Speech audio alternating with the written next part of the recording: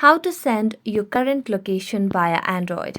Hello everyone, welcome to this channel. I'm Emily and I'm here to help you out today. So without any delay, let's get started. So first of all, launch the Google Maps application and make sure that you're logged into your account.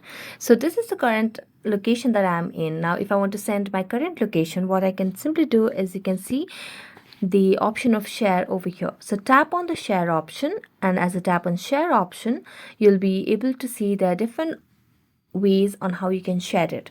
So you can share it via Facebook, your Instagram DMs, your WhatsApp, Snapchat, Truecaller, or messages, or even Telegram, and so on.